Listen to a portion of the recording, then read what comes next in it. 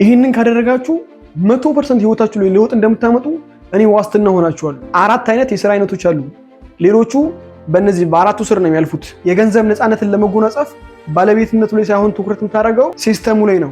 በገንዘብ አያያዝ ዓለም ውስጥ አሉ ከሚባሉ ህጎች ውስጥ ቁጥር 1 ተብሎ የሚጠቀስ ነው። አሁን የምነግራችሁ ሁለቱ ነገሮች ህይወቴ ላይ ኮምፕሊትሊ ለውጥ አምጥተዋል። እናንተ የምነግራችሁ ነገሮች ከተጠቀማችሁበት ለውጥ እንደምታመጡ አልጠራጠርም።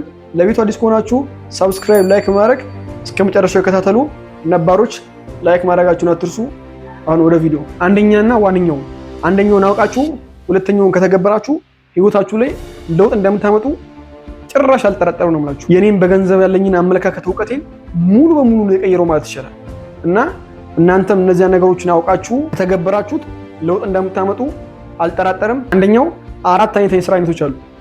ኢምፕሎይ፣ ሰልፍ ኢምፕሎይ፣ ቢዝነስማን እና ኢንቨስተር በመባል ይከፈላሉ። በዚህ በኩል ያሉት ኢምፕሎይ እና ሰልፍ ኢምፕሎይ እነዚህ የምትሰሩ ከሆነ ህይወታቸው የመለወጥ እድሉ በጣም የጠበበ ነው። ልዩነታቸውንና ከዚህ ወደዚህ ወደ ሀብታሞች ክፍል እንዴት መለወጥ እንደምችሉ እናሳያቸዋለን። ይሄ አንደኛው ተቀጣሪ ማለት ነው። ትላልቅ ድርጅቶች ላይ፣ ካምፓኒዎች ላይ፣ ማንኛውም ቦታ ላይ ይሁን በከፍተኛ ደሞዝ ይሁን እነዚህ ላይ ከሆናችሁ የመለወጥ እድላችሁ ጠባብ ነው። እነዚህ ሁለተኛ ላይ የምነግራችሁ ነገሮች ካልተጠቀማችሁ በስተቀር ማለት ነው። እንዴት የሚለው እናያለን። ትላልቅ ድርጅቶች ላይም ተቀጥረህ ሰራ፣ ትናንሽ ሆቴሎች ላይም በትንሽ ገንዘብ ተቀጥረህ ሰራ፣ እዚህ ላይ ከሆንክ የመለወጥ እድልህ በጣም ጠባብ ነው። ሁለተኛ ላይ የምነግራችሁ ነገሮች ካልተጠቀማችሁት በስተቀር ማለት ነው። ሁለተኛ ላይ ያለው ደግሞ ሰልፍ ኢምፕሎይ ማለት ደግሞ የራሱን ስራ ራሱ የሚሰራ ማለት ነው። ለምሳሌ ትላልቅ ነገሮች ቢኖርህ፣ የራስህ መኪና ቢኖርህ፣ የራስህ ሆቴሎች ቢኖርህ፣ ራስህን የአንተን መገኘት የግድ የሚፈልግ አይነት ስራዎች ከሆነ እዚህ ደረጃ ላይ ያለው ማለት ነው። ሶስተኛው ደግሞ ቢዝነስማን ይባላል። ቢዝነስማኖች ደግሞ የራሳቸው ሆቴሎችን ሊሆን ይችላል፣ የራስን መኪና ሊሆን ይችላል። ከዚህ ጋር የመሳሰላቸውና ልዩነቱን በኋላ ነግራችኋለሁ። ቢዝነስማኖች ደግሞ እንደ ሰልፍ ኢምፕሎይ የራሳቸው መኪና ወይም ደግሞ የራሳቸው ሆቴሎች፣ ሪል ስቴቶች ሊኖራቸው ይችላል። እነሱ ሳይሆን የሚሰሩት በእነሱ ስር ሌላ ሰው ተቀጥሮ ነው የሚሰሩት ማለት ነው። አራተኛ ላይ ያለው ደግሞ ኢንቨስተር ይባላል። ቢዝነስማን ሰዎቹን ሲሆን ቀጥሮ የሚያሰራው፣ ኢንቨስተር ደግሞ ብሩ ነው ለሱ የሚሰራለት ማለት ነው። አሁን ደግሞ የኤስ ክፍልንና የቢ ክፍልን ልዩነት ልንገራችሁ። ኤስ ክፍልን ቅድም ምን ብለናል? የራሱን ስራ ራሱን የሚሰራ ሰው ብለን ነበራ። ይሄ ሰውዬ ቢታመም ወይም ደግሞ የሆነ ነገር ተፈጥሮ የሆነ ቦታ ቢሄድ ዘመድ ጥየቃም ይሁን ወይ ደግሞ ለመዝናናት ወይ ደግሞ አመት በዓል የሆነ ነገር ምናምን ቢኖር ስራው ይቆማል ማለት ነው። ገቢው ምን ይሆናል? ይቆማል ማለት ነው። የቢ ክፍሎችስ እንደ ኤሶቹ ቢታመሙ ወይም ደግሞ የሆነ ቦታ ቢሄዱ ቢዝናኑ ስራው የሚከስር ይመስላችኋል? ስራው የሚቆም ይመስላችኋል? በፍጹም ማለት ነው። ይሄ ነው ከፋይናንሻል ፍሪደም ውስጥ አንዱ አካል የሆነው ማለት ነው።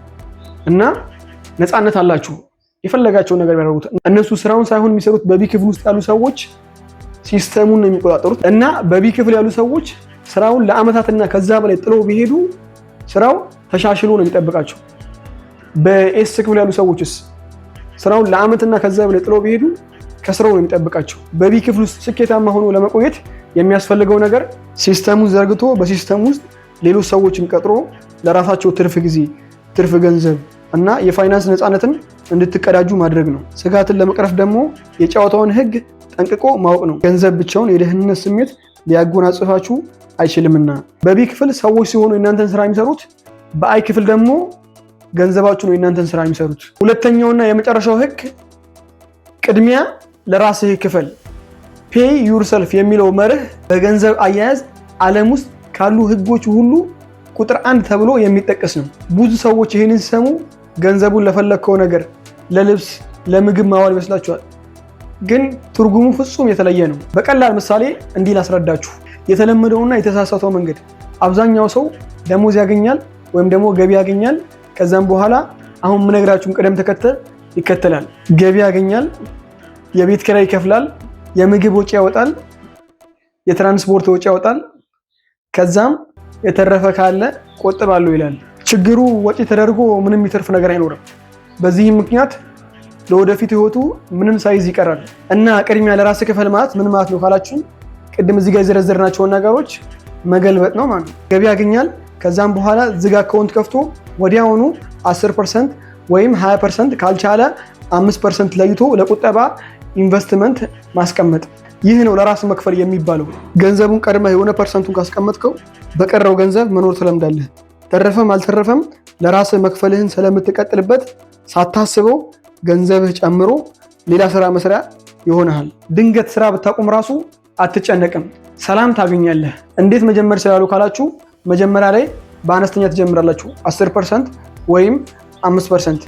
መጀመሪያ ላይ ዋና ነገሩ ቁጥሩ ሳይሆን ልማዱ ነው።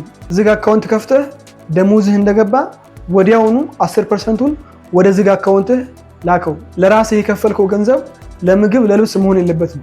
ይህ ገንዘብ ዘር ነው፣ መታሰርና ማደግ እንጂ መበላት የለበትም። ቅድም እንዳልኳችሁ ኢምፕሎይ እና ሰልፍ ኢምፕሎይ ላይ ካላችሁ ይህን መርህ ተከትላችሁ ስራችሁን ማሻሻል ትችላላችሁ። እነዚህ ሁለቱ ሀሳቦችን ከሁለት የተለያዩ መጽሐፎችን ያወጣሁት። አንደኛው መጀመሪያ ላይ የጠቀስነውን ራሱን የቻለ ሰፋ ያለ ቡክ ሪቪው እናቀርብላችኋለን። እንድናነቡ የምትፈልጉት መጽሐፍ ካለም ኮመንት ላይ አስቀምጡልን።